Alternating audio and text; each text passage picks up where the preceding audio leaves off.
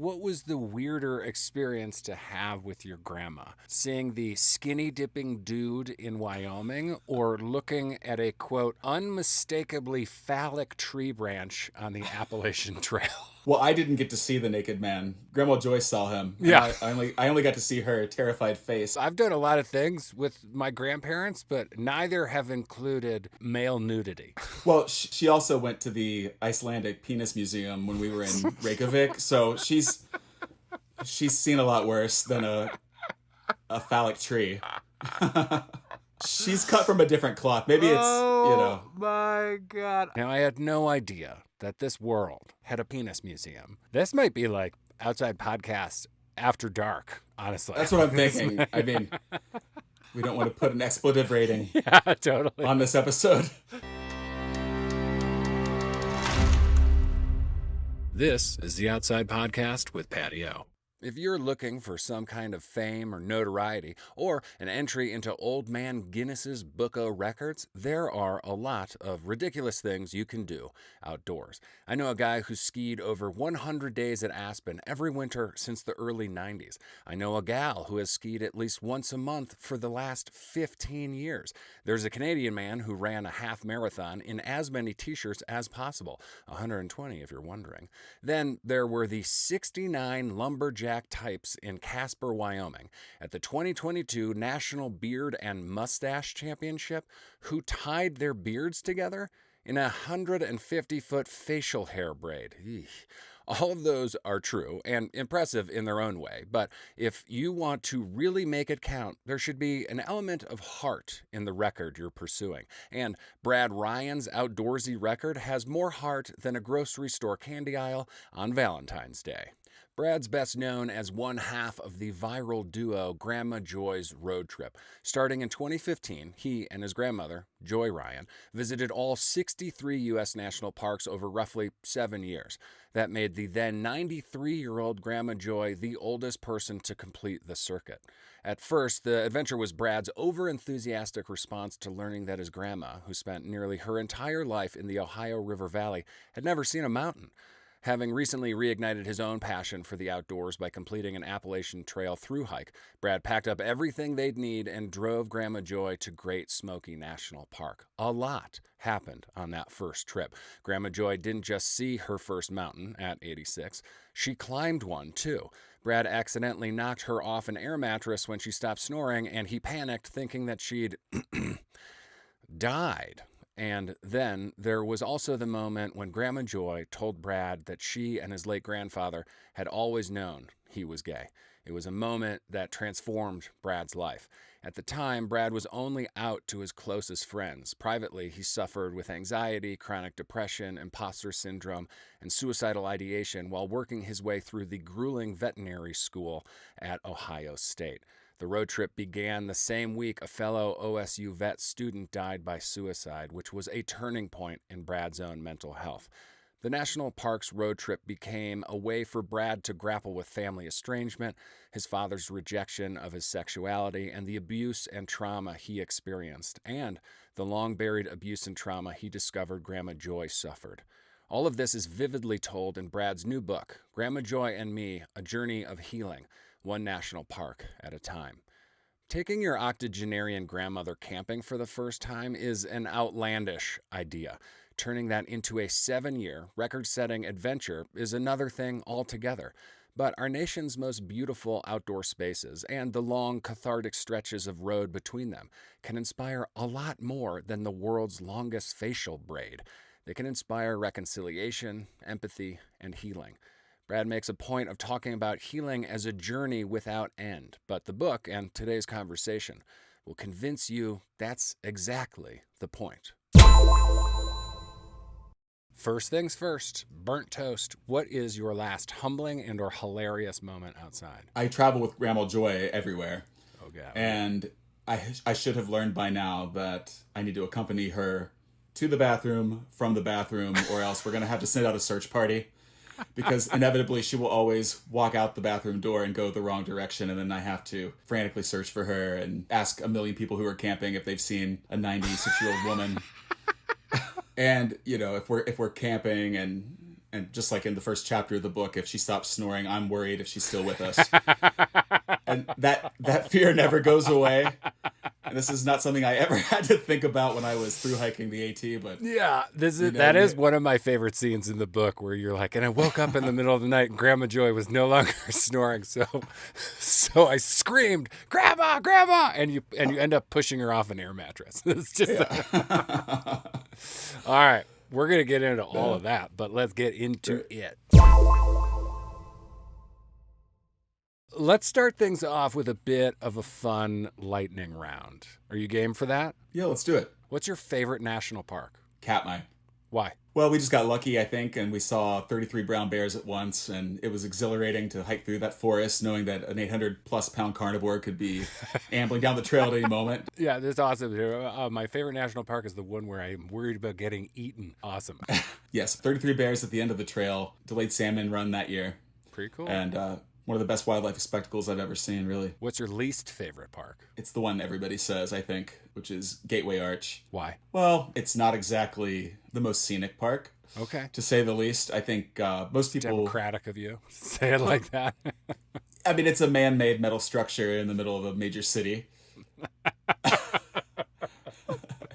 Boom. To put it another way. Boom, enough said. Which park was the most challenging for you? I think Canyonlands was the most challenging in terms of trying to find something that we could do together. Like all the parks of Utah, you can get a lot just from the passenger seat. Sure. But there aren't a lot of experiences that are handicap accessible and so forth.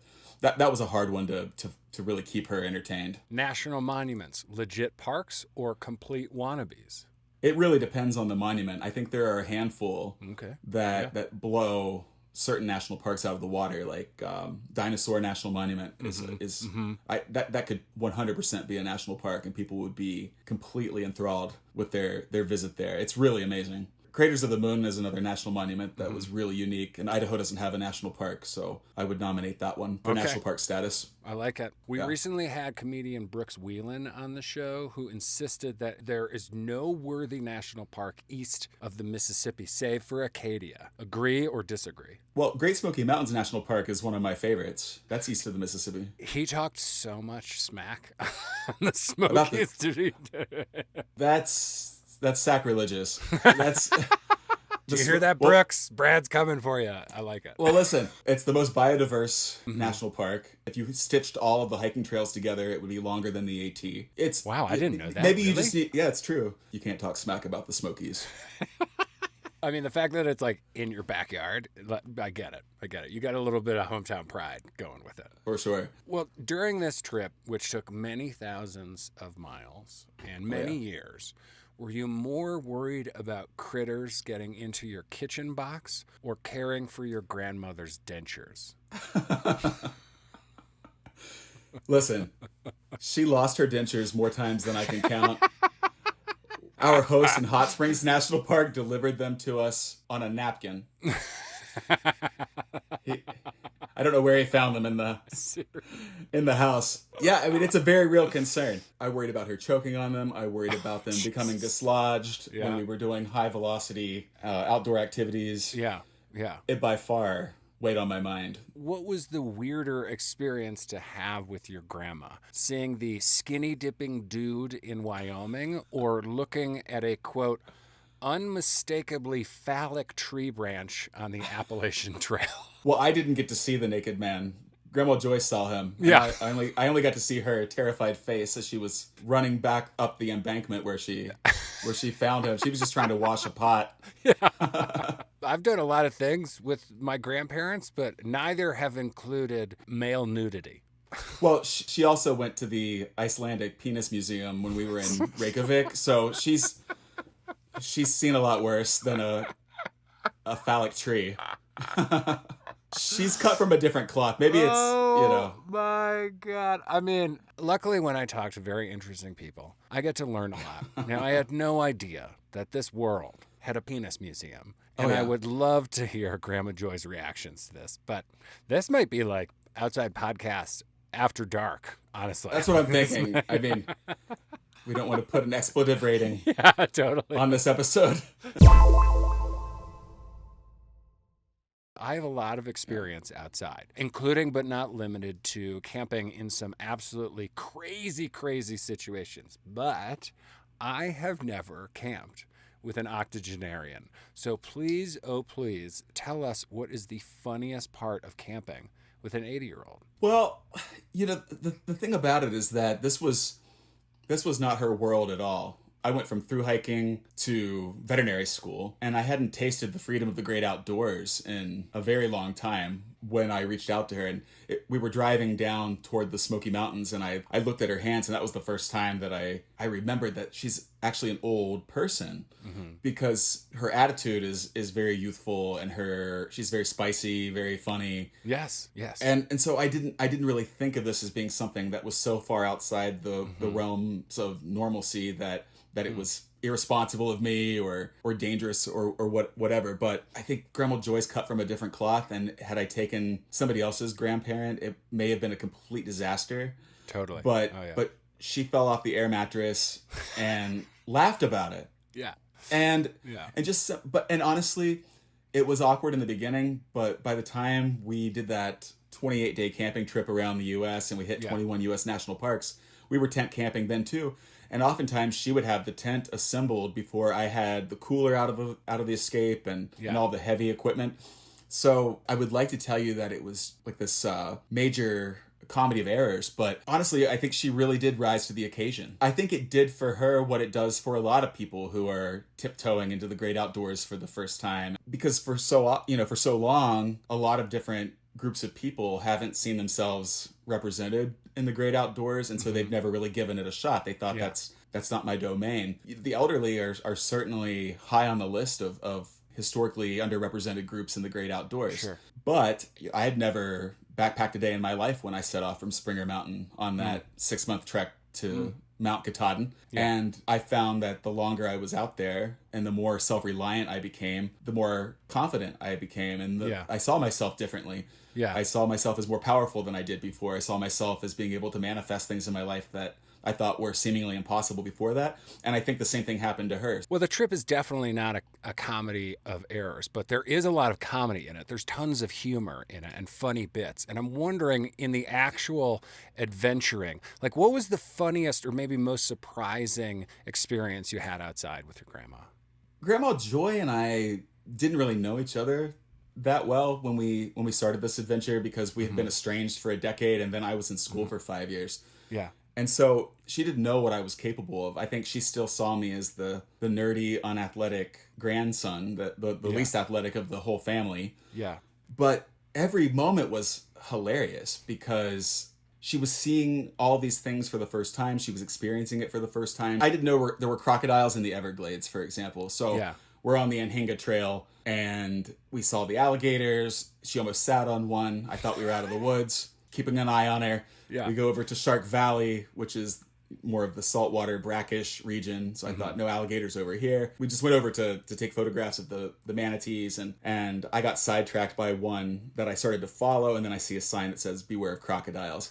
And I turn around, and she's sitting on the edge of the dock with her feet in the water, splashing. Yeah. And then I scream at her to get her feet out of the water, and she's just smiling and waving because she can't hear me. She never hears anything that I say.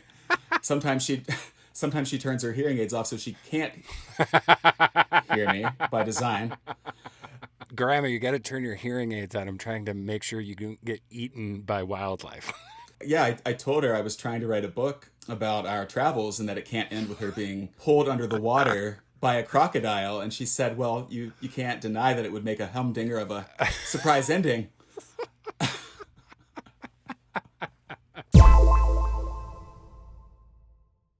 Hiking for peak bagging or slogging miles on the Appalachian Trail versus hiking at the base of an 80-year-old is obviously very different. But what can you tell us about it that we wouldn't understand because we weren't out there? We didn't do this. Like, Grandma's speeding up, you're slowing down. So what are the things that you learned or noticed about the outdoors that you only could have learned or noticed because of Grandma Joy? Well, in the thru hiking community, we have this expression, hike your own hike. There's no right or wrong way to hike, that you don't need to necessarily cross 20 miles a day to be a bona fide AT thru hiker and have a place in that society.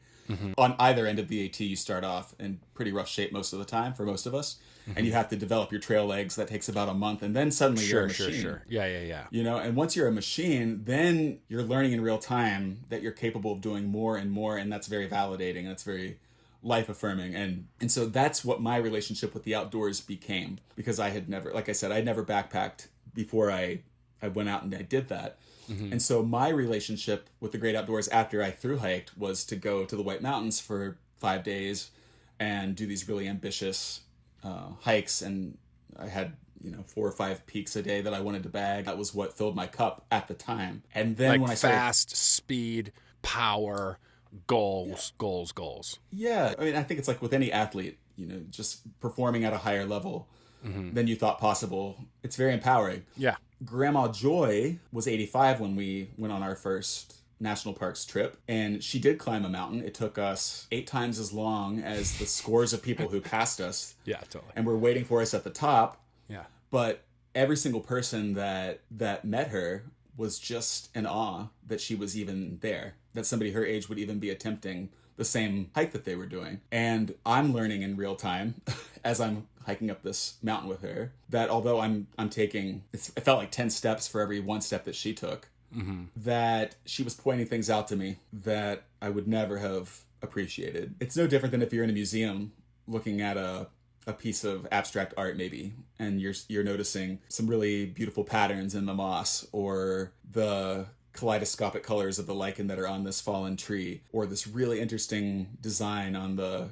carapace of an insect that I may have even stepped on because I was hiking so fast. Right. The lessons are twofold for me, besides just slowing down and appreciating the minutia, not just the epic view from the summit, is that when you're older, when you're 85, now she's 96 now, when we visit any place in the great outdoors, there's not this sense that I'll be back. She's very in touch with her mortality in a way that when you're younger and you have the privilege of that feeling like it's so far off that you don't have to really look at it, you don't have to look at the reality of the fact that life is finite, you don't necessarily have the same heightened sense of listening to every sound and really taking in that scent of whatever forest you're in, and appreciating all the little details that are around you, and knowing that, hey, I actually may never walk through this landscape again. I really want to be here now. I don't want to be on my phone. Yeah. I don't want to be engaged in some frivolous conversation. I want to really be quiet and let my mind and all of my senses experience this place in every way that I possibly can, so that I can hold that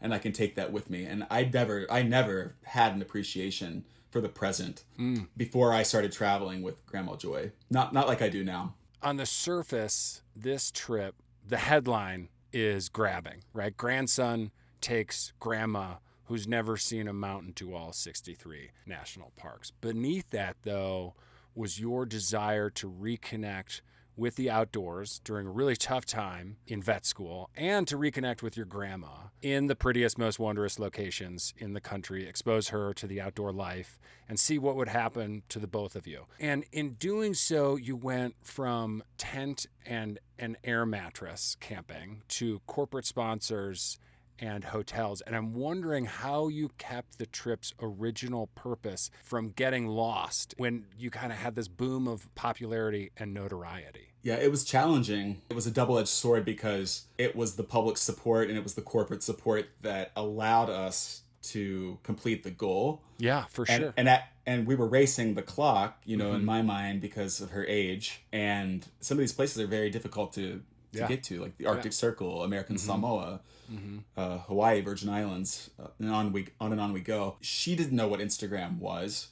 She didn't understand really why or how it happened. I had a moment with her where I could see that she was disconnecting and she was overwhelmed, and we were driving south through Wyoming toward Rocky Mountain National Park, and I could see that she had tears in her eyes, and I pulled over and I said, "Tell me what's going on," because the next day we were going to be filmed by the Today Show in Rocky Mountain National Park, and she doesn't have the rich vocabulary that I have, especially like an emotional vocabulary to say, I'm feeling overwhelmed, I'm feeling whatever. She can't say those words. She's just shows it in her face. And I said, if when the cameras aren't rolling, I just want you to know that this is still our journey, and this is about our ability to learn from each other and share stories. I was really on a quest to understand the generational trauma that existed in my family. We had a lot of unspoken trauma, a lot of deep family wounds,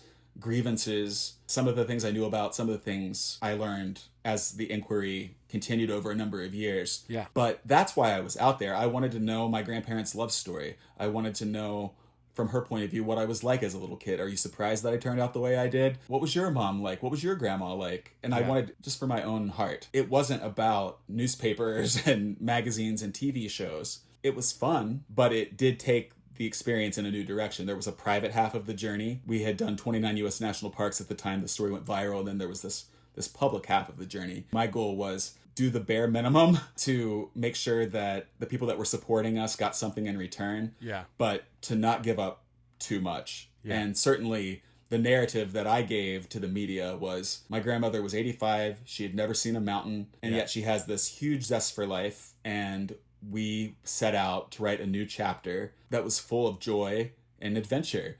And all of that was true, but I was not going to hand over the story of my mental health and a history of how abuse and addiction and some of these other issues that really affected my family. I wasn't going to hand that part of the story over to some journalist to write in a 1,000 word article. It took me 330 pages in this book to really get to the heart of that underlying why we were out there doing this in the first place. What changed then? Was it that now you could control how that story was going to be told, how this personal story was going to now be public facing? Yes, and I think also that I had done the work. There was a point in time when I was ashamed to admit that I was living with suicidal ideation for as long as I had been. There was a version of myself that I knew I could be standing on the summit of Mount Katahdin after that 6-month through hike, and that guy thought he could move mountains. That guy thought I can reconcile with my grandmother that I haven't spoken to for 10 years. That guy can go back and take physics for the 3rd time and go to vet school in his 30s. And I did it. But I could not pull myself out of that depression. And I could not pull myself out of that anxiety that I felt every day, and that imposter syndrome that I felt every day, and that self-loathing that I felt every day. And I was a stranger to myself. And I just feel like I was driving from national park to national park over the course of 7.5 years, working to try to heal my heart, trying to heal the hearts of other people in my family that I eventually learned is an impossible task. You cannot heal somebody else's trauma for them. No. And you certainly can't heal generational trauma that goes back to people that were dead before you were even born. But you can do it for yourself so that you have a pathway for forgiveness, and you have a pathway to let the past go. By the time I finished writing the book, I knew that I was in a place where I was no longer controlled by shame. It no longer defines you. It's like, this is the thing that happened to me, but it's not going to be the defining characteristic of who I am. It's also not going to act as the invisible rudder directing my life. Yeah. And I think it's hard to let go of that sometimes, because your identity becomes victimhood. So, of course. Yes. Yeah, the ego will attach to victimhood faster than anything. It's such an easy surrender. And I've done it. But you have to start to push it. You have to start being more vulnerable and feel the joy of the freedom that comes on the other side of that. It doesn't have to be this armor that you wear throughout the entirety of your life, that you can lay that stuff down, And now it's about, okay, I've become somebody that I always was, but I just couldn't see it for that period of my life. Well, you also weren't allowing yourself to do it.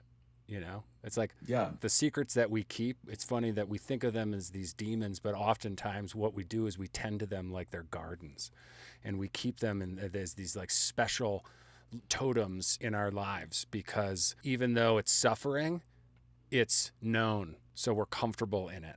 And because doing the work to get to the other side of it is like, well, I don't know what's going to happen on the other side of this. Here I know. Did you feel like that? Yeah. I think you have to allow yourself the freedom to evolve. It's going to be scary no matter what. Yeah. And when we've been hurt, it's very easy just to say, I'm not going to take that risk anymore. It's easier just to stay in this little walled off corner of the world that I've designed for myself to be all cushy and safe. Yes, and you think it's cushy and safe, and you don't realize what you're actually doing is building the bars of a prison. Yeah, it's self-imprisonment. Yes, you're stuck. You're a captive of your own fear. Yeah, but I think people are able to let some of those guards down in the great outdoors. There's an inherent feeling of safety, at least for me, and I think a lot of people feel this. It's the non-judgment. People are just calmer and they show up in a better way for each other. We've all had the experience of camping next to somebody that you saw a bumper sticker or whatever, and you just know that you probably have very little in common with this person, maybe on the surface, or you would make that assumption until you start talking about your grandparents or 100%, or what hiking gear you have or whatever it may be, and then you find these ways to connect with people that can be very healing too. When did you realize that as much as the trip was an attempt for you to heal these secrets and these wounds, that it was actually doing that also for your grandmother, for her long-held secrets and wounds? I was in this really competitive veterinary program that I worked my entire life to get into. I was surrounded by 160 other students, and I had never felt more alone in my life. And meanwhile, my class at Ohio State voted me the student with the best sense of humor, like the class clown, basically. And I had been going home from the study room night after night for years, looking at myself in the mirror, praying for the strength to take my own life. The impetus for that first road trip was when a second-year veterinary student named David Hilton committed suicide. And that's when my moment of reckoning came. And, there are no self-help books that tell you that you pull yourself out of a mental health crisis by going camping with an 85-year-old woman.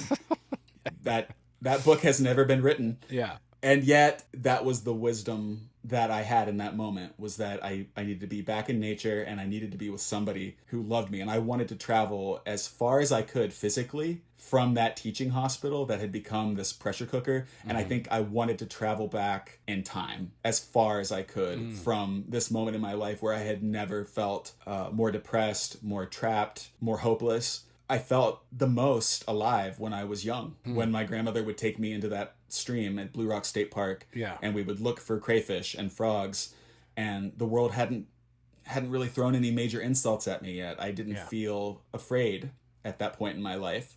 I didn't necessarily know that she had any, but in the beginning, I wasn't even thinking that way because I was so selfish. I think that's a fair word. Not to take any legitimacy away from my trauma and the pain that happened that was real. My father messed up in a lot of ways, and she stood there on the sidelines and watched a lot of it happen and never intervened. And maybe some accountability is warranted in that circumstance, but at the same time, I wasn't the only one with a childhood. I wasn't the only one with a story and the potential for trauma and the potential for abuse. And it took me many years to finally have that light bulb go off and to get the curiosity to take a front seat in front of the anger. You've talked about how road trips facilitate these types of realizations because they allow for difficult conversations, which is a really interesting idea to me. So I'm wondering if you can bring us to an example of this. Like, where were you and what was the conversation? Was it like some long, boring stretch on the road that created space to open up? Was it some beautiful vista that you were driving toward that moved you or Joy to be vulnerable and honest with one another? Well, I feel like I was that way with her from the very beginning. She just didn't know what to do with me. There was a huge fight that happened in the beginning. The Moab fight? The Moab fight. Yeah. It was the dam just completely burst open, and every painful memory that I ever had, it came out that night. Yeah. On that cliff's edge. Basically, it was a disconnect between my expectation of how she would react to something nice that I was doing for her, and setting up camp on this beautiful looking down at the Needles and Canyonlands, and her complete opposite reaction, which was, "This is stupid. Why did you bring me here?" And it jarred me. And then this big fight ensued. And then to find out the next day that it was over something as innocuous as I was worried I was going to fall off the cliff if I got up to pee in the middle of the night. Yeah, all of her reactions were coming from fear. But she was not wired, and it's still not wired, to say, "Brad, I'm feeling vulnerable. I'm feeling anxious. I'm going to need some support." And I told her the way I would have loved to have heard her say it instead of the way she reacted. And she said, "I don't know any of those big college words that you use." Yeah. And you feel like a jerk. after a moment like that, and it nearly derailed the rest of the trip. Talk about a lesson in the importance of curiosity. That was a big shift for me. And that allowed me to accept the limitations of her psyche. I think we can all relate to this. We want certain things from our elders. We want wisdom and we want support, and we want it to be packaged in a way that feels genuine to us and allows us to get some closure and be at peace. And we can wait a lifetime sometimes, and it's just never going to come. Being able to communicate with somebody in the way that they're capable of and accepting the limitations of their ability to give you what you would ideally love to have is it takes some growing. Well, even if she doesn't have those words now, after visiting all the parks, completing this big trip, is she more open to these conversations, to your digging or prodding? Do you believe that the outdoors themselves maybe makes these conversations easier, or if not easier, somehow like rounds the sharp edges of these conversations? I think that it creates the space for the conversation to happen, and yet you still can't control the outcome. But do I think that she learned to be more communicative with me? Yes, but it still requires, and it will always require, a lot of probing on from my end. We spent 7.5 years on the open road, and I gathered all the information that I could to be able to be at a place of peace, to be able to forgive. But there's no doubt about it. I mean, there's whether it's sitting on a cliff overlooking the Grand Canyon, or honestly just driving across South Dakota for hours and hours and hours and having the hypnotic blur of that yellow interstate line coming at you, it makes your brain go to a certain place where you want to have conversations. It makes you think of things that you may not have thought about in a very, very long time, if ever. And maybe it's boredom, maybe it's whatever, but she's sitting right there. I'm going to ask her and see what she says. I understand everything that you have said. I also want to give Joy a little bit of credit. During that first trip to the Smokies, you're sitting around a campfire. You're totally quiet. It's a beautiful camp location. You're just starting out. You're trying to take her to her first mountain. And out of nowhere, your grandma looks at you and says, your grandfather and I always knew that you were gay. Yeah. And to me, that is like a huge, wild statement for a woman of her generation, a woman of her age to say. Because she's saying, I love you. She's saying, I love you and I've always accepted you. I've always known who you were before you even knew yourself. So what does a moment like that from Grandma Joy, with Grandma Joy, in the outdoors at camp mean, because it's happening outside? Well, it's as real as it can get. It's what do you mean? I was completely stripped down in that moment. All we had was our tent and our sleeping bags and our air mattress and the log on the fire and each other. And at that point, I hadn't spent much time with her in a very long time. And she knew at that point about David Hilton's suicide. She knew about my motivation for bringing her there that night. It was to show her her first mountain, but it was also because I realized what a thin line there is between wanting to die and making that decision to do it. Mm-hmm. And she knew that I had enough on my back. She knew that I was carrying a lot of heaviness and that I had been carrying it for a long time. And that was one thing that she could take off my back that she felt she had some control over that would mean something to me. And she has a high school education that she earned a high school degree that she earned in 1948. And I wasn't going to come out to her because I assumed that would change the dynamics of our relationship. And she's so old. Why even bring that up? I can just live my life separately. But we were around that campfire and we were learning to show up for each other for the first time in our adult lives. And she showed me what her heart was really about. And I've learned more and more about that as the years have gone by, and she's met people from all over the world, and every type of human being on earth she has embraced with unconditional love. I'm glad that you brought it up, because had that night played out differently, it would have been a one and done weekend camping trip. Mm-hmm. It would have been, we saw your first mountain. Congratulations. I'm glad that I don't have to live with that regret anymore. Yeah. But no, she was the first person in my family to say, I see you. I always have. It makes no difference. To me, you are... If I loved you when you were 2, then I love you now. It's as simple as that. She's not uncomfortable with the idea that I would have a boyfriend, but she says a friend. A friend, yeah. Yeah, I hope you find I just want you to find a friend. Someone that can go out, hike, and do the things you love to do. Yeah. And Like, I got plenty of those. I'd kind of like to find someone I can mouth kiss, Grandma. Exactly. Maybe I'll go on a road trip with somebody I can spoon for a change. I felt for so long that I did this road trip with her, and that I've never had a love story. I probably never will. Nah. And it's a different kind of love, and it's a type of love story that I think very few people have ever gotten to experience. So I don't feel sorry for myself. I feel very, very blessed that this was my life story with her, and it's still ongoing.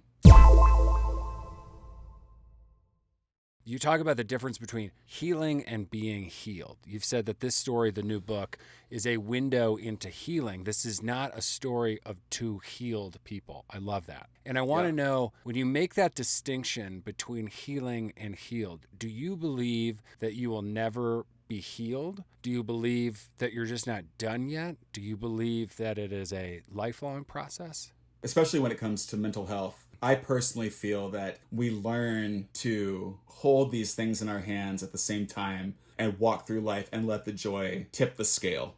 I don't think there's a finish line. I think we set ourselves up for a lot of harm and a lot of frustration and disappointment when we believe that there's some finish line. It's an empowering, lifelong journey, the healing process. It's not this, if I only can just get there, then finally I can put this behind me and all will be well with the world. That has not been my experience in life, but I don't find that depressing. Yeah, nor do I. And I don't want to trivialize things, but I do believe that, in my experience, like, my passion for the outdoors has made me, I believe, particularly adept at walking the path of positive mental health, because the things that we like to do outside are hard. They come with a lot of struggle and pain, and like almost everything I like to do, I got to go uphill to do it. The yippee factor of skiing and mountain biking, hell, even the hardness of running. Like, it's better going down flow and you're flowing with gravity, but I got to climb up to do that.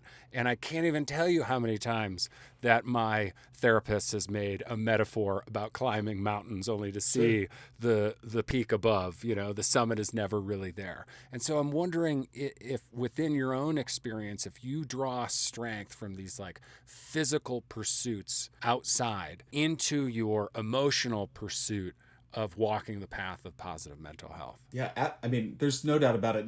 And I think that I can look back on my life and see how I went from just a boy playing in the woods and finding some sanctuary from the bullies, and sometimes from my father's abuse as well, to this really unsure guy who was 27 years old, who was like, well, if I'm gay, am I even a real man? I really thought that way when I was 20. I took off on the AT to prove to myself that I was a man. And I thought that I had to grow my beard out and smell bad and watch my toenails fall off. Yeah. And all these things that happened. Yeah. And I didn't heal it, but I did see myself differently. Like that aspect of my brain got healthier. Yeah. And there was that planted the seed for this healing journey with my grandmother to all 63 U.S. national parks. Getting to that final national park wasn't this miraculous light switch that was flipped that allowed everything to be perfect in my family, but taking that long road to get there brought this abundance of knowledge and conversation that added richness to our lives and allowed us to be more compassionate and more empathetic to one another. And sometimes they're the physical places that I visited and the lessons that I learned, or the energy that I took with me from a certain space that I was in the great outdoors. And sometimes it was a person that I met around the campfire in a conversation that stayed with me forever. But all of it has allowed me to be more resilient and to have more hope that I can have